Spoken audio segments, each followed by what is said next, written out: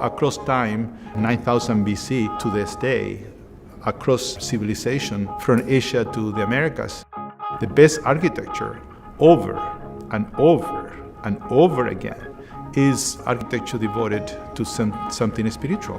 Call it religion, call it, community, call it whatever you want to call it, but it's something bigger than the self, bigger than a person, bigger than even a particular culture. It's often said that sacred architectural spaces elicit profound feelings of awe, enlightenment, well-being, a connection to the spiritual.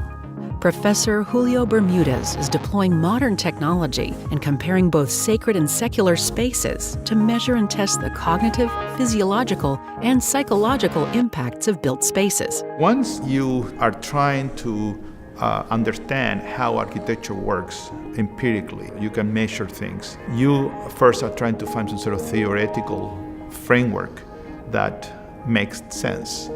And one of the powerful theoretical frameworks is what is called aesthetic cognitivism. Aesthetic cognitivism asserts that the experience of art is cognitive, is epistemologically productive, meaning it delivers knowledge or understanding, and is empirically testable. To test this claim, Professor Bermudez recruited a group of 30 Roman Catholics to visit two Washington, D.C. buildings on consecutive days: Union Station and the Basilica of the National Shrine of the Immaculate Conception.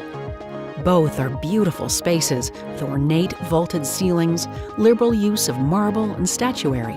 Both are designed to accommodate masses of people, but one is intentionally sacred and the other is not. How do you measure human responses to architecture with today's technology? That's the question. We start about 100 yards away from the buildings.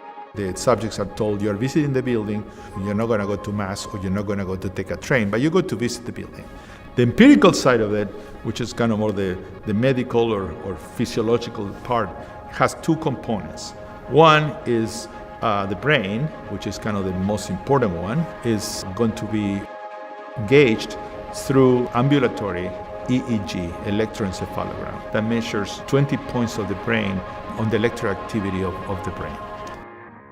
The other aspect of it is measuring the corporal physiology.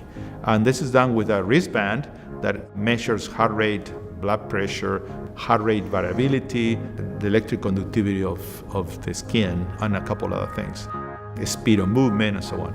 So this wristband allows us to correlate the brain with the whole body.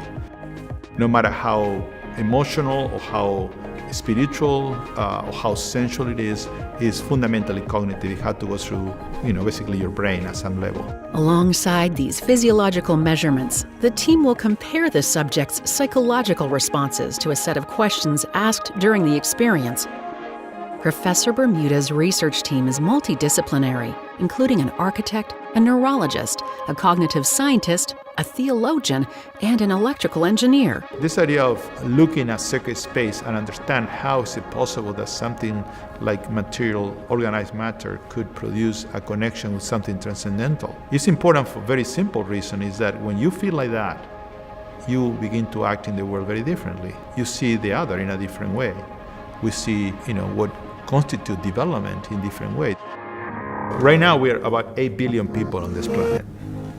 And within about 30, 40 years, we're going to hit about 12 billion. Think about that. We're going to build more now than we have ever built.